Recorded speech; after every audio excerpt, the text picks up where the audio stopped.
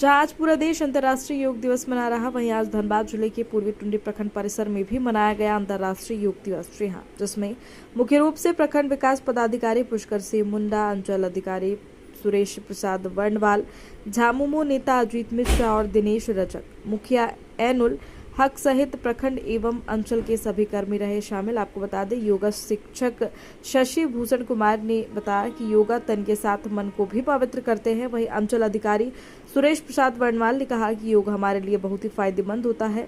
योगा हम लोगों को प्रतिदिन करना चाहिए, इससे हमारा शरीर स्वस्थ रहता है। आज प्रखंड कार्यालय में योगा का कार्यक्रम रखा गया। इस तरह के योगा से लोगों को क्या लाभ है? हमारा देश विश्व गुरु है योगा के संबंध में, और हमारे माननीय प्रधानमंत्री के द्वारा ही 21 जून को इंटरनेशनल योगा दिवस घोषित किया गया है। इसी के आलोक में आज पूर्वी टुंडी में योगा दिवस के अवसर पर योग का कार्यक्रम किया गया। इसमें हम खास करके पूर्वी टुंडी के लोगों को बोल सकता हूँ कि नियमित योग करें, और योग करने से तन मन धन सब कुछ मिलता है, और योग करने से मन की शांति मिलती है, हर तरह से अच्छा रहता है, स्वास्थ्य लाभ मिलता है। आज भारत विश्व गुरु बन गया योग के क्षेत्र में, तो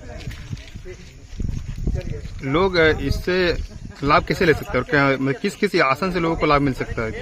बहुत तरह के आसन, हर तरह के लोगों को अपना अपना आसन का है।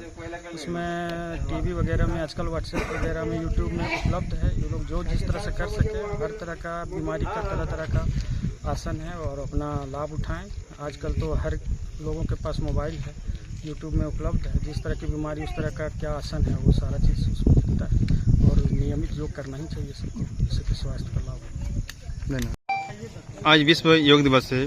योग से लोग अपने शरीर को स्वस्थ कैसे रखते हैं? देखिए, योग, हम लोग योग और व्यायाम, योग का अर्थ होता है योग का अर्थ होता है योग मतलब जुड़ना। तो हम लोग क्या चीज़ जोड़ेंगे? हम लोग अध्यात्म से जोड़ेंगे, भगवान से जोड़ेंगे, और उसके बाद हम लोग शारीरिक क्रिया से शरीर को इस तरीके से हम लोग तपाएंगे। माने एक प्रकार का योग है तो वह एक प्रकार का तप भी है, जिसके चलते हम लोग का आध्यात्मिक संयोग भी होता है, भगवान से भी संपर्क होता है, और हम लोग का शरीर स्वास्थ्य के लिए भी होता है। यानी शरीर की संरचना जो है, शरीर की संरचना एक वैज्ञानिक ढंग से किया गया है। उस वैज्ञानिक ढंग से हम लोग व्यायाम जब करते हैं तो बाहरी शक्ति सक्रिय होती है, शरीर का गठन और शरीर सुडौल होता है, शरीर में शक्ति आती है। लेकिन आंतरिक जो हम लोग आंतरिक जो बनावट है शरीर का, जिससे बहुत प्रकार के ग्लैंड्स हैं, बहुत प्रकार की ग्रंथियां हैं, जिसमें रस का स्राव होता है, जिसके चलते हम लोग शरीर में अपना पोषण प्राप्त करते हैं। उदाहरण स्वरूप जैसे हम लोग यकृत माने लीवर में जो रस बहता होता है, उस रस के माध्यम से हम लोग जो भी खाना खाते हैं वो हजम होता है।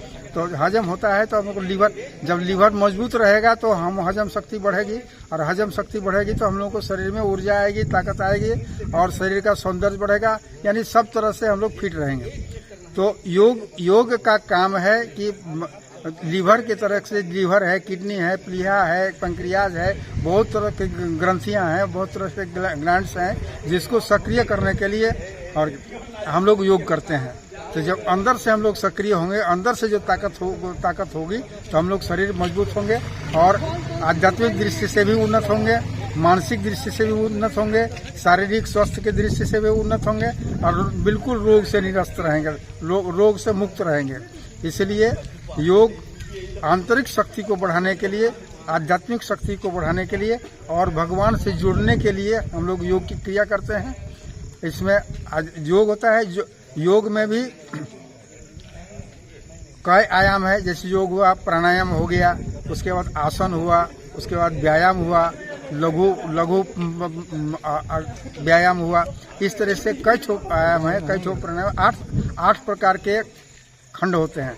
8 प्रकार का खंड हम लोग योग में करते हैं, और योग के माध्यम से हम लोग सिर्फ शरीर को निरोग ही नहीं, निरोग भी बनाएंगे, और शरीर में आध्यात्मिक उन्नति भी होगी। हम लोग का चारित्रिक बल मिलेगा, चरित्र सुधार होगा, और मानसिक रूप से भी दृढ़ होंगे, मानसिक स्मरण शक्ति अधिक होगी। और इस तरह के मन योग से तन के साथ योग से तन के साथ मन को भी कैसे स्वस्थ रख सकते हैं? हाँ, मन को स्वस्थ करने के लिए योग के माध्यम से भी हम लोग का जो प्राणायाम होता है उसके आधार से योग के सिर आंतरिक ग्रंथ को, आंतरिक शक्ति को बढ़ाते हुए उसे मन को भी नियंत्रित किया जाता है। आपका परिचय दे दीजिए। मैं पतंजलि योग पीठ से मैं जिला स्तर से एक प्रशिक्षक हूँ, वरिष्ठ प्रशिक्षक हूँ। धनबाद जिला से पतंजलि योग पीठ की ओर से मैं वरिष्ठ प्रशिक्षक योग प्रशिक्षक हूँ। मेरा नाम